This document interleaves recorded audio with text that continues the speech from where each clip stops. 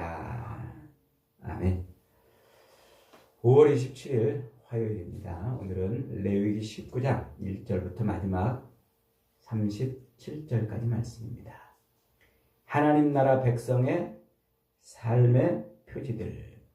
하나님 나라 백성의 표지들이라는 제목으로 말씀을 나눕니다. 레위기는 이스라엘 백성들, 곧 하나님의 백성들을 그들이 어떻게 거룩한 삶을 살 것인가를 규정해 놓은 말씀이라 그랬죠. 애굽에서 종으로 있던 백성들을 건져서 하나님의 소유로 만들었어요. 그래서 그들을 하나님의 백성이라고 이렇게 말을 해요. 그 하나님의 백성들을 하나님의 법으로 통치를 하고 그들이 사는 곳을 규정해 줌으로써 그들을 하나님 나라 백성이라 이렇게 이제 정의를 내린다고 했어요. 그래서 하나님 나라 백성이 어떻게 살아야 구별된 삶, 거룩한 삶을 살 것인가, 요거를 말해주고 있는 것이 레위기라 그랬어요. 그래서 하나님 나라 백성으로서 하나님과의 관계에서는 속죄의 제사를 통해서 거룩해진다 그랬죠. 하나님과의 관계에서는 제사를 통해서 거룩해지고, 이웃들과의 관계에서는 하나님이 정해놓은 율법들, 요 법들을 지켜가면서 거룩해진다. 이게 레위기의 전체 핵심이에요. 그래서 십계명이 하나님과의 관계에서, 이웃들과의 관계에서 하나님의 백성으로 사는 삶을 말씀하고 있는 것처럼 레위기도 하나님과의 관계에서, 백성들과의 관계에서 하나님의 백성의 표지인 거룩한 삶을 살아가도록 하는 것, 이게 레위기 전체의 말씀이고 구조다. 이렇게 이제 말씀을 드렸어요. 그래서 1장부터 17장까지는 그 제사, 하나님과의 관계에서 거룩해지는 제사를 다루었고, 18장부터는 이웃과의 관계에서 거룩한 삶을 살아내는 표지를 말씀하고 있는 거예요. 어떻게 해야 그러면 거룩한 삶이냐? 거룩한 삶의 표지. 그래서 어저께 읽은 이 18장에서는 그 거룩한 삶의 첫 번째 표지로 문란한 성적인 삶을 하나님이 제안하셨죠. 그래서 그 성욕을 억제하는 삶을 사는 것이 첫 번째 표지라 이렇게 말씀을 드렸어요. 그 인간, 아담이 범죄함으로 타락한 인간의 그 죄된 모습은 선악을 아는 일에 하나님처럼 된 것이라고 그랬죠. 그 선악을 아는 일에 하나님처럼 됐다는 말은 곧 자기가 삶의 중심에 서가지고 자기에게 유익하고 만족하고 원하고 바라는 것을 얻으면 선하고, 자기가 바라고 원하는 것을 얻지 못하면 악한 것이라고 규정하는 존재가 됐다는 거예요.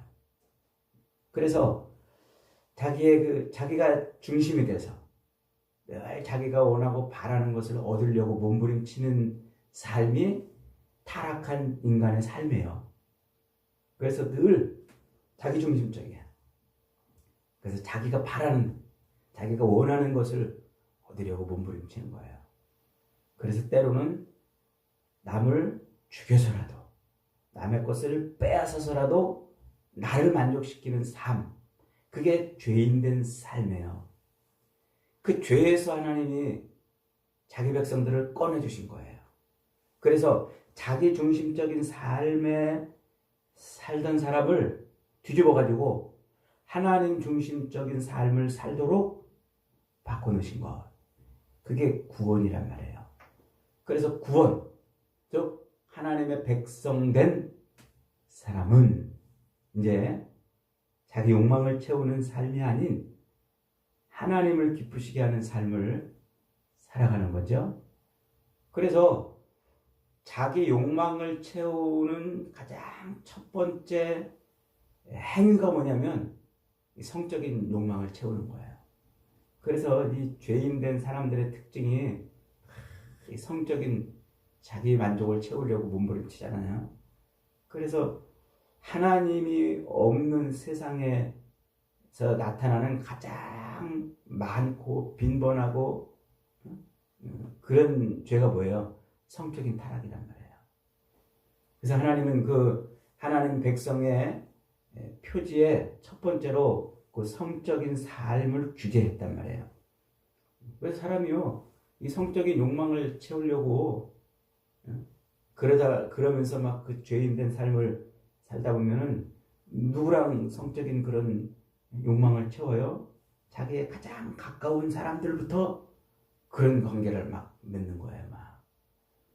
생판 쫙 멀리 나만 알지도 못하는 사람하고 막 그런 관계를 하지 않고 자기랑 가장 가까운 사람들부터 그 욕망을 채우는 일들을 막 벌인다고요. 그래서 18장에서는 근친상간, 가장 가까운 그런 범주를 정해놓고 그 사람들과의 그런 성적인 그런 문란함을 제한하도록 하는 말씀을 드렸어요. 자, 이제 19장은 요 하나님의 백성, 구원받은 하나님의 백성의 삶의 여러 가지 표지들을 이렇게도 말씀하시고 저렇게도 말씀하시고 여러 가지 표지들을 말씀을 하고 있는 거예요. 그래서 그 다양한 삶의 이 표지들을 가지고 그걸 지킬 때 거룩한 삶을 사는 것이다, 이렇게 말해요. 그걸 지킬 때 하나님의 명령대로 사는 것이니까 하나님의 통치를 받는 것이다. 그걸 지킬 때 하나님의 임재 가운데 들어와 있는 것이다, 이렇게 이제 말하는 거예요. 그래서 하나님이 그들에게 말씀하시는 여러 가지 명령들, 규례들, 율법들, 그게 이제 자세하게 소개가 돼 있어요. 그래서 어쩌다 보면은 요 18, 19, 20장은 서로 계속 얽히고 설켜가지고 했던 말 또 하는 것 같고 했던 말 또 하는 것 같고 이렇게 나타나요. 그래서 학자들도요, 이 본문을 읽을 때 아주 머리 아파해요. 이것을 어떻게 그럼 적응해야 되는지. 대표적으로 이제 어떤 거는 문자적으로 안 지켜도 된다고 그러는 거 있고, 어떤 건 문자적으로 또 지켜야 된다고 그러는 것도 있고, 막 이런 식으로 이제 막. 그래서 학자들도 아주 혼란해하는 부분 중에 한 부분이 18, 19, 20장인데 사실은 어려울 게 하나도 없어요. 왜냐하면 하나님 나라 백성으로서 그 하나님의 명령대로 살면 되는 거예요. 이제 살면 그 표지들을 드러내면 되는 거죠. 그러니까 한마디로 딱 보면 알아요. 저 사람이 이스라엘 백성인지 아닌지 딱 보면 아는 거예요. 저렇게 살면 그 이스라엘 백성이고 안 살면 아닌 거예요.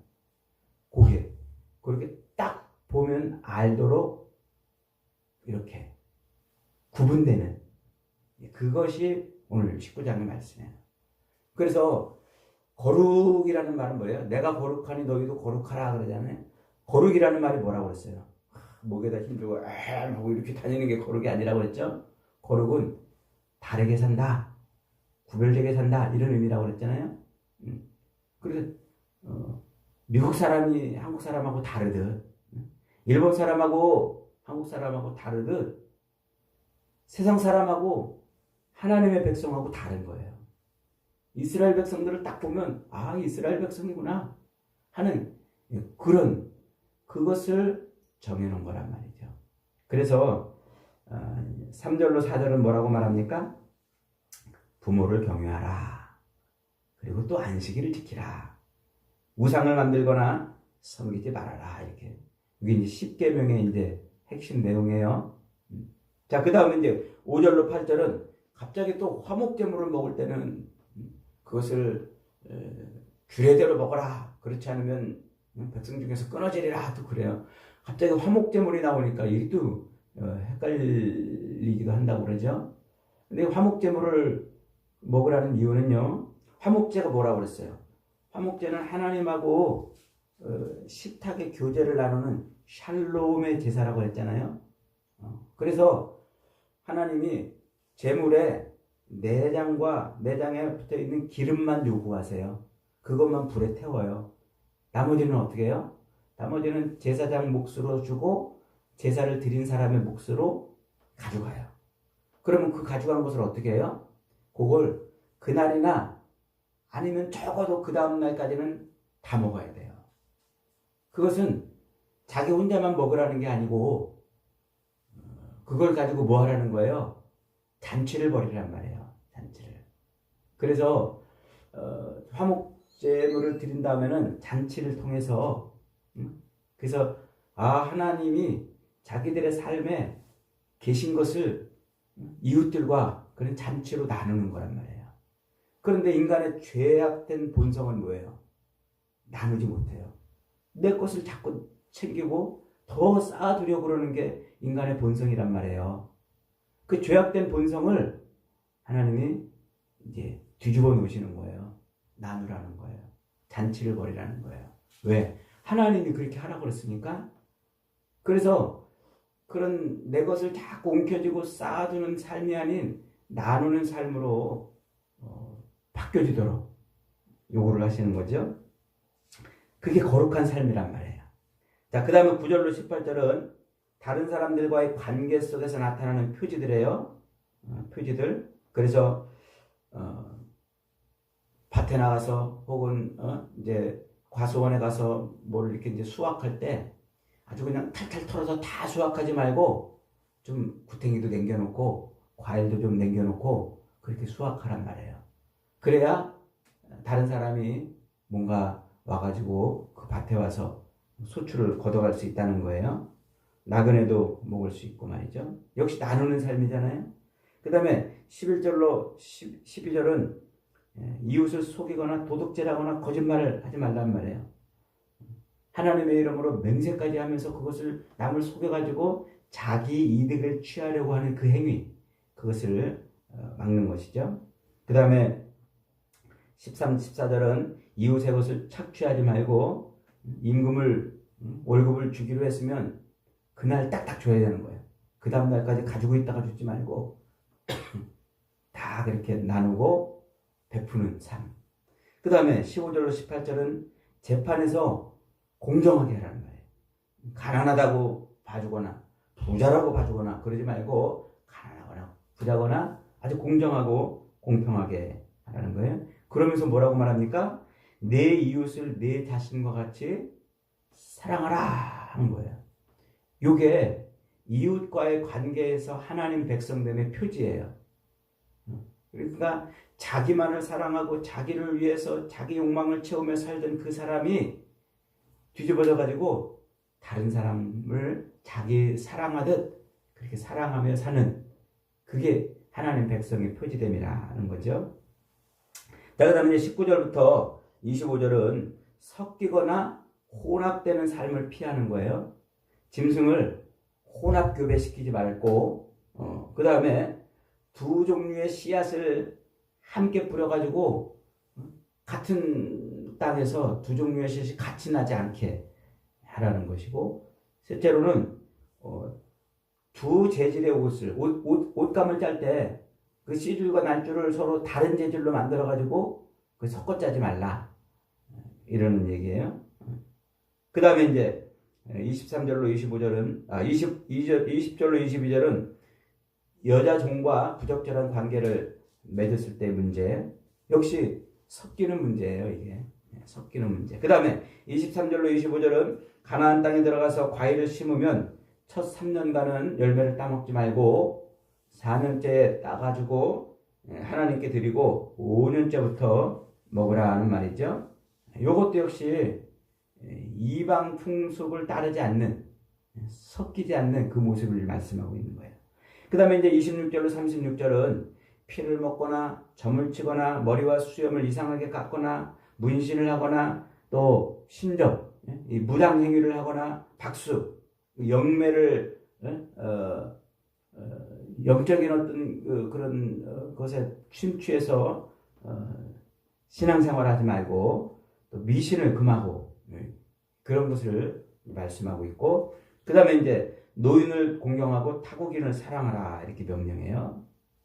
마지막 35절로 36절은 저울과 추와 도량형을 속이지 말고 정직하게 거래를 하라 이렇게. 그러면서 마지막에 이제 뭐라고 말해요? 내가 거룩하니 너희도 거룩하라. 나는 너희의 하나님이라. 너희의 하나님이라. 이렇게 이제 말씀하고 있어요. 이게 이스라엘 백성들이 하나님 백성됨의 삶의 표시들이에요. 그래서 하나님이 그들 가운데 임재하심으로 말미암아 그들이 하나님 백성 되었다는 표식으로 이런 규례들, 이런 율법들, 이런 법들을 지켜가면서 이제 사는 것이죠.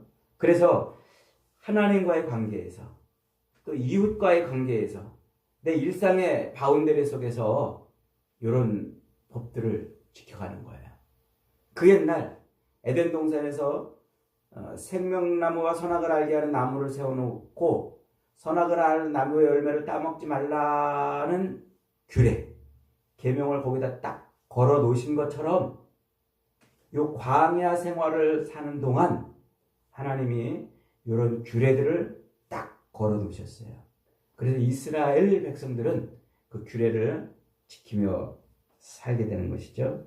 그래서 결국은 이렇게 막 여러 규례들이 번갈아 가면서 이렇게 나왔다 저렇게 나왔다 하는 것은 그것은 십계명, 이 지금 계명이 전부 이 십계명과 연결되어 있다는 것을 말씀하고 있는 거예요.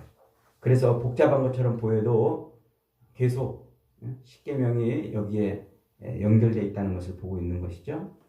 그래서 이제 하나님께서는 이스라엘 백성들에게 바로 요 율법의 핵심 십계명을 삶에서 구현해내며 살게 만드시는 거예요. 그 십계명의 핵심이 뭐예요? 이게 예수님이 말씀하신 거예요. 하나님을 사랑하고 네 이웃을 내 몸같이 사랑하라. 이게 율법이고 선지자니라. 이게 온 최고의 계명이다 말씀하셨잖아요. 한 율법사가 예수님에게 와가지고 예수님을 시험해 보려고 예수님 율법의 계명 중에서 무엇이 최고의 계명입니까? 그러니까 예수님이 뭐라고 말씀하고 있습니까? 내 마음을 다하고 목숨을 다하고 뜻을 다하여 주 너의 하나님을 사랑하라 하셨으니 이것이 첫째 되는 계명이요. 둘째는 그와 똑같으니 뭐요? 첫째 되는 계명과 똑같으니 내 이웃을 내 몸과 같이 사랑하라 는 겁니다. 이게 지금 레위기 19장의 말씀이 예수님에게서 반복되는 그런 표현인 것이죠. 그러므로 19장은 단순히 율법의 조항이 아닌 이스라엘 백성들이 하나님의 백성됨을 나타내는 표징. 그래서 이 말씀이 뒤에 이제 선지서에 가면은 이스라엘 백성들이 이 말씀 가지고 두드려 맞아요. 이 말씀. 너 왜 이렇게 안 지켰냐? 왜 나그네를 업신여기고 또 외국인을 또 함부로 대했느냐? 왜 저울투를 속였느냐? 이런 말씀 가지고 두드려 맞는 거예요. 하나님의 백성됨의 표지가 이거였는데 그걸 안 드러냈으니까 하나님의 백성으로서의 삶을 거부한 거죠. 그래서 결국 이스라엘이 하나님 앞에 이제 심판을 받는 그런 모습이 성경으로 구속사적으로 설명이 되는 겁니다. 여러분, 이스라엘 백성들이 이렇게 이런 규례를 지킴으로써 하나님의 백성됨의 표지를 삼았다면 오늘 저와 여러분들의 삶의 표지는 뭘까요? 저와 여러분들을 사람들이 딱 보고 하나님 믿는 사람, 구원받은 사람, 예수 믿는 사람이라는 그 표식을 딱 볼 수 있는 표식이 뭐예요? 성경책 들고 교회 가는 겁니까? 앉아서 기도하는 모습을 보여주는 겁니까? 그 표식이 뭐예요? 그것이 곧 그리스도 예수의 성품이 내 안에서 나오는 거예요. 내일 이 부분을 더 깊게 말씀을 드립니다만 그게 곧 속죄의 제사를 성취하신 예수 그리스도, 그 그리스도를 내가 믿고 그리스도의 성품을 따라 사는 거예요. 그리스도가 내 안에 충만해져 가는 삶을 사는 거예요. 그럴 때 사람들이 우리를 보고 저 사람 예수 믿는 사람이구나 이렇게 보는 거예요. 그냥 예배당에 앉아서 기도하는 것으로, 성경책 들고 예배당에 왔다 갔다 하는 것으로, 밥 먹을 때 기도 한번 하는 것으로, 그걸로 내가 예수 믿는 걸 표징 삼는 게 아니고 내 안에 들어오신 예수 그리스도가 충만해져서 그리스도의 성품대로 내가 사는 것, 그게 그리스도인의 표징이 되는 겁니다. 여러분, 오늘도 하나님은 우리에게 이렇게 말씀하세요. 내가 거룩하니 너희도 거룩하라. 하나님이 모든 우상들과 다르신 분이니 우리도 세상의 모든 죄인들과 다른 삶을 살아야 됩니다. 오늘도 그렇게 거룩함의 표징을 가지고 하나님 앞에 거룩한 삶을 살아내는 저와 여러분이 되시기를 주님의 이름으로 축복합니다. 아멘. 말씀을 들고 기도합니다. 하나님,